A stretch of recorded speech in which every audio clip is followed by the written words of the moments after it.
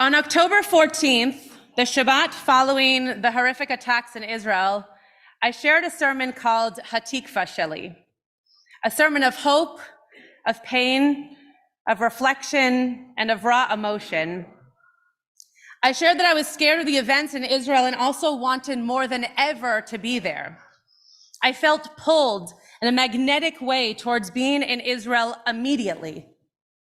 So now, as I stand here, unbearably 2 months later, I can say I am proud to be sharing words of Torah from a 55-hour trip on the ground, but I'm heartbroken to not still be in Israel. When I leave Israel after every trip, it's bittersweet. I'm ready to return to my routine, to my home, to my community, but I love living in Israel. Living on a Jewish calendar, walking to my favorite places surrounded by historical and spiritual personal significance. This time, I left feeling like I was abandoning Israel, fleeing to return home to an existence that is easier. I left feeling guilty. I feel guilty sharing these words from LA.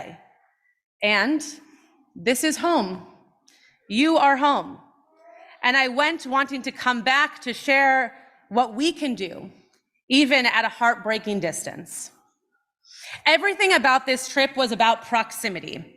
From October 7th until the moment I landed in Israel, my proximity was thousands of miles from Israel, only made closer by reading the news, watching the videos, doom scrolling on social media. I felt and feel yet again too far away. I was asked to share a video before I left on this trip, and I shared that on the 50th day of this war, that there was a poignancy to a parallel of counting 49 days to receive Torah between Passover and Shavuot.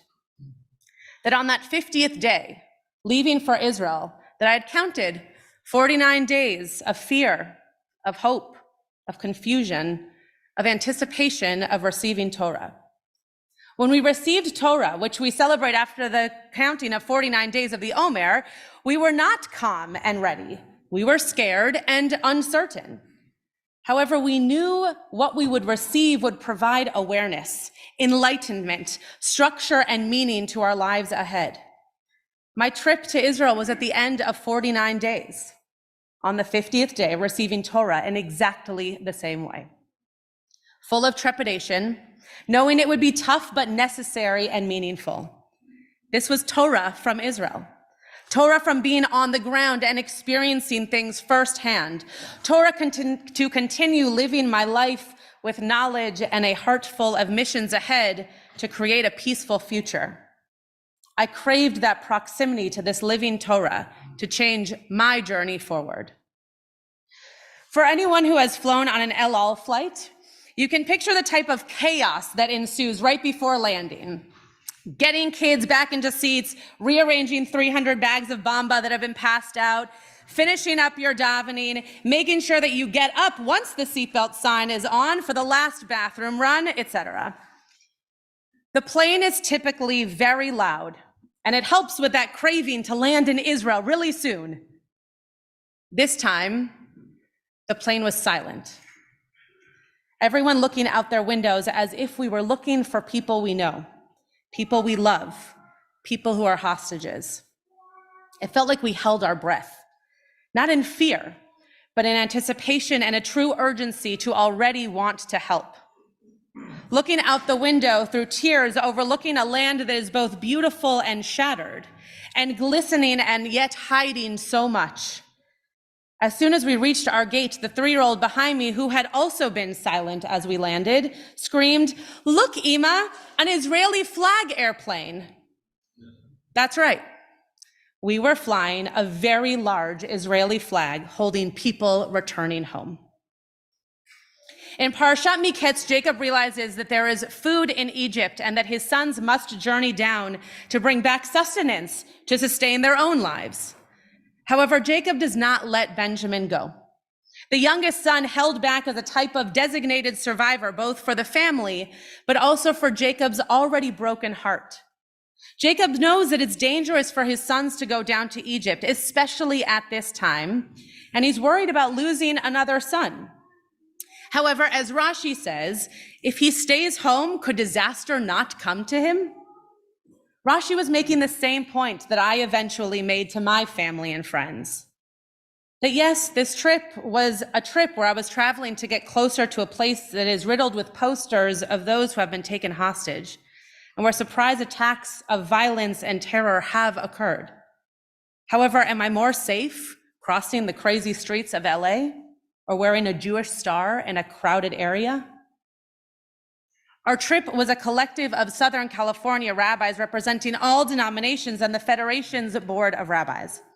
Our primary goal was to witness, to listen to those who are involved in the current situation, to those who have children held hostage, to those who lived through some of history's worst events, and to bring their words and their stories home to you. To bear witness with our eyes to locations like Kfar Aza that went from a sliver of Gan Eden to burnt set from a horror film, to hospitals holding anyone who is wounded, no matter their background, to the army base that performed tahara and shmirah for each and every person who was murdered or died on October 7th. Our trip was to be present, to listen, to see, to feel, and to return as witnesses. Our trip was to be close to moments that we often want to push away from because they are painful or disturbing. Vayar Yosef et Echav vayikerem v'yitnaker aleihem. When Joseph saw his brothers, he recognized them as Zoe taught us, but he acted like a stranger towards them. According to Sforno, he recognized them as a group, but not individually, meaning he knew they were his family, but had not seen them in so long that he did not remember their names. This is what being in Israel feels like right now. You recognize everyone as family. Everyone's faces on the streets with bags under their eyes while sitting in cafes with friends, living this new normal life, but with trauma painted on their faces. You recognize them as family, even though you do not know their names. Rachel and John, parents of a current hostage, Hirsch Goldberg Poland, came to speak with us the moment we arrived at the Inbal Hotel. Sitting in a small room with them was the first moment that made this trip real. Here were parents of a 23-year-old who is, in Rachel's words, buried under the ground of Gaza, and they are strong and resilient and speaking while holding hands. In a strange and almost uncomfortable way, they shared their story, one that most of us know, like Joseph to his brothers, known but not our own, with such strength and angst in their voice that we were in awe. True shock and reverence for their words and their power to share and fight day in and day out. One of the rabbis in our group asked what we could do for them that others like the president and vice president cannot. So Rachel said, with a twinkle in her eye and hope laced with sarcasm in her voice, "Can you just go there and get him?" And we were silent. My teacher and friend, Rabbi Sean Fieldsmeyer, pointed out to me that this week, that in Parashat Miketz, we hear the word hine 14 times. Rabbi Sean taught me to always translate that word as woe, because it indicates in our Torah a combination of surprise and awareness. I hugged Rachel, a small woman made physically smaller by the past 2 months, and yet she held on tight and strong, because I was someone supporting her and saying, "I am here. I am standing next to you and we will help." I hugged her, and at the request from her of sharing names and contacts of those who might be able to help through our own connections, I gave her the name of a close friend, a Pressman alumnus, and a member of the Vice President Kamala Harris's team. And she said, "Whoa, thank you." Hine, surprise connections and awareness that we are here to help. The next morning, we woke up to go to Kfar Aza, one of the kibbutzim in the south that suffered heavy devastation in all ways. Lives stolen, homes ruined, trust shattered, hopes lost. I went on this particular trip for this particular morning. I needed and wanted and felt it important to be inside the scenes we have all seen from the news. In 2016, I visited Kfar Aza, and it was Gan Eden, a beautiful, lush oasis filled with children running around, pets roaming free, and kites and signs of peace to their neighbors in Gaza.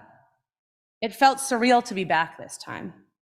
This oasis now covered with devastation, painted in soot, sprinkled with ashes of all kinds, and populated with items of homes strewn on the outside and upside down, when they used to make up living rooms and bedrooms and nurseries on the inside. As I share these images, I can feel my body holding on to the anxiety. We walked around in silence, or just simply saying, whoa, hine, and also hineni, an awareness of surprise, and here I am. I stood at the last row of homes on the kibbutz, the closest to the gate that was forced open on October 7th, still open, now guarded by IDF soldiers with tracks on the ground leading into Gaza. And while our guide spoke to us, all I could do is stare and hear Rachel's voice. Just go and get them. Standing on the remnants of hate and trying not to think about who last touched this motorcycle that I'm next to. I could feel the weight and the anger and the true pull of that same proximity that got me to Israel. I just wanted to go and get them. We were so close, and yet I could do nothing. I left, and I feel guilty. Eventually, Joseph tells his brothers who he is. V'hinei einechem ra'ot ve'einei achi Binyamin, ki pi hamedaber elechem. Woe, behold with your own eyes and the eyes of my brother Benjamin, that it is my mouth, my words, my voice that is speaking to you. Up until this point, Joseph had used an interpreter so that they could not hear his voice and recognize him. But now Joseph uses his voice, his words, and his heart to reveal who he was. Hine. Surprise and awareness of who he is and what story the brothers created for his life. Surprise and awareness for an Israel that looks like some of what you will see in the news, but is living and loving and repairing and rebuilding. Surprise and awareness that with my own eyes, I witness places and people and things that can never be fully represented through the news, but have to be seen and felt and touched through our own hearts. When you feel the power to do so, when you are emotionally and physically ready to do so, go to Israel. Proximity is important, and you will walk around saying, whoa, for all that you will see and feel. Israel is alive, very much so, and living through trauma and fear. Am Yisrael Chai is not just a slogan one of our speakers shared, it is a way of life. The Am is not just those living in Israel, it is all of you, all of us, helping us get to Chai again. Cafes are open, restaurants are serving full rooms of people, grocery stores are restocking shelves, and people are displaced from their homes, people are sitting Shiva. People are single parenting while a partner is fighting without communication to their family. People are running into shelters minutes after giving birth, and people are scared. Every person we met thanked us for being there. It means something to show up and to support with a hug on the ground, and also with love from a distance. Though I cannot share every story with you today, Beth is planning a solidarity trip to Israel, and I hope that you will come to experience what it means to be in Israel right now and to show our love on the ground. So here are two final moments to share. On October 8th, I wrote to Zoe and her parents, and I said, I am sorry to do this as the rabbi of your simcha, which it was. But after the 24 hours that we have had, I feel the need to go to Israel with our Pressman 6th grade trip. The family's response was beautiful and supportive of my decision, and I still had every intent of being with you, Zoe, as teacher and rabbi for each moment until I left for that trip. I'm obviously not there, and the 6th graders are not there. And I am so proud to be with you here today, Zoe. Honored that your family was willing and encouraging me to share words of Torah about Israel today. And proud to have watched you come to Torah as a Jewish adult. We sat with teachers of a program called Chotam, sort of a Teach for America in Israel. And it was clear to me that they are really the heroes of this story. Children, define that demographic any way and any age you wish, are having the toughest time. Getting children to go to school is now part of the curriculum because they need to be retaught how to leave their beds. Being in a new classroom is scary because there are other students and new teachers because now they're living in new spaces. And I thought of you, Zoe, in that room, because moments like a bar bat mitzvah are so celebrated as they should be, and now more than ever. The teachers from Chotam are, in their words, the only safety children are feeling today. And in my definition of children, that is 0 to 18, but also parents of these children who are children to others who are worried about them. Our kids need us right now to share joy and excitement for our tradition and to hold them and comfort them, whether in America or in Israel. I know in my heart it was important for me to be there, to be in proximity, to witness these moments and to be surprised and in awe of what I witnessed, to share from a first account with you, my community. Ki pi hamedaber elechem. When Joseph revealed himself to his brothers, he did not remove a cloak or a mask. He used his own voice.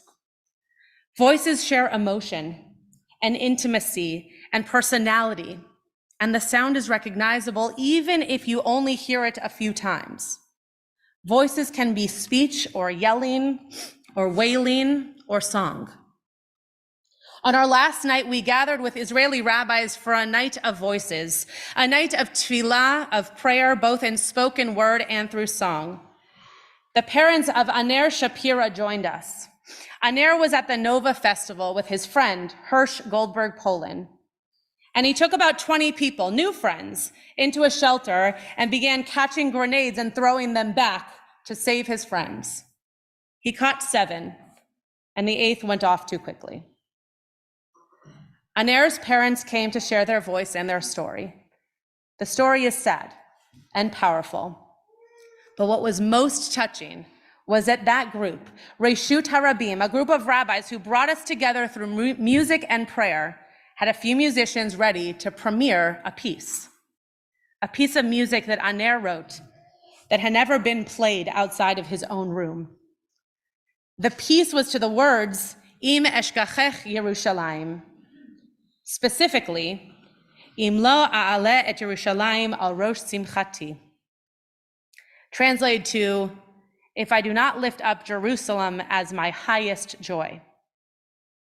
The melody is haunting and the words much more powerful, knowing that he was trying to save others, originating from Jerusalem, who had been dancing and singing in their last moments.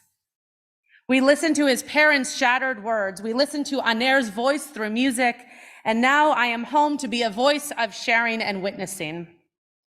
As I'm sure many of you do as well, I feel guilty for not being in proximity to these people who carry a part of my heart. I feel guilty not being in proximity of heart-wrenching images. I feel guilty not standing with a physical and visual reminder of where so many lives are held and in unfathomable conditions. I feel guilty only knowing what is happening through the news and videos and pictures that can be confusing. And I am home, proud to be this revealed voice of Israel. I am proud to be sharing these stories and pictures when you would like to see them, and still that tikva for what lies ahead. Chana Raskin, who will be joining us as the artist in residence for Kol Tefillah, spoke about how being displaced from her home in Israel has made her realize that her body is home. It is a home that carries her current reality, as well as the home that she left to keep her family safe. So as she shared, she uses her voice to share the story of her homes. My body is physically here and carrying the home that is Israel to me, and my voice, our voices need to be how we share a part of that home. Am Israel Chai. May we all continue to use our voices, share stories of our home, and support one another to live in peace, in harmony, and as Aner shared, as our highest joy. Shabbat Shalom.